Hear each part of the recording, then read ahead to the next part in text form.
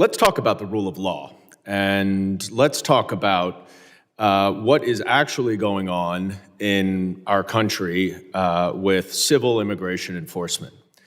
I want to be very clear and upfront. I was a prosecutor for the Department of Justice for 10 years. I worked alongside law enforcement officers from every federal agency, including the Department of Homeland Security, some of the most patriotic and brave individuals who absolutely represented the very, very best of our country. And frankly, it is that experience that has made me so upset about what we are seeing on the streets of the United States. Mr. Thompson, in your opening statement, you said that these agents wake up, they put on their uniform, they put on their star, and they do their job with civility. The problem is that's not the case. They don't put on a uniform. They don't wear identification. And they go out with masks on to violently, in many cases, arrest unsuspecting immigrants, nonviolent, many of whom are actually here legally. So let's take a little bit a look of the other side of the perspective and roll a video, please. I'm sorry, were you asking me a question? No. Let's roll a video.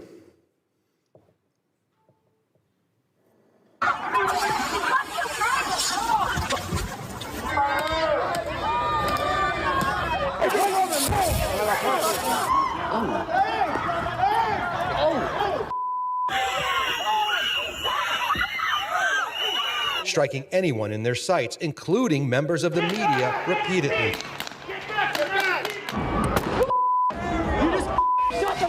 Damage to his brain from being slammed headfirst into the ground. What am I doing? Hey, Kevin! Hey, I'm yours. Come on, man.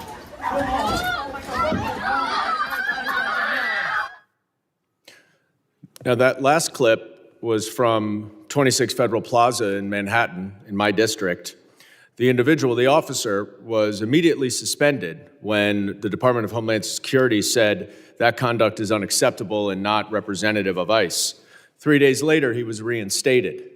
I referred that case to the United States Attorney's Office, because if we are talking about prosecuting assaults, that's one that seems like it might be prosecuted. We've gotten no word. And the reason why this is dangerous is that force is obviously unnecessary. There are no people, no women, no old men, no pellet guns necessary in what we saw on those videos. There are circumstances, and let's be very clear, where protesters or others are acting violently, breaking the law. They should be charged. But that does not mean that it gives ICE a license to use excessive force whenever they want.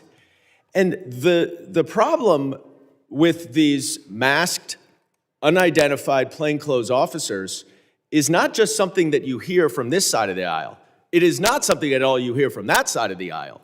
But it is something that you hear from the FBI itself and the Director Kash Patel, who wrote a letter to the Department of Homeland Security urging ICE officers to stop walking around with masks, in plain clothes, and unidentified, because numerous crimes are being committed by others, criminals, imitating ICE officers, including in my district, where a man approached a woman, said he was an immigration officer, and then directed her to a nearby stairwell where he punched her, tried to rape her, and stole her phone before she was able to get away.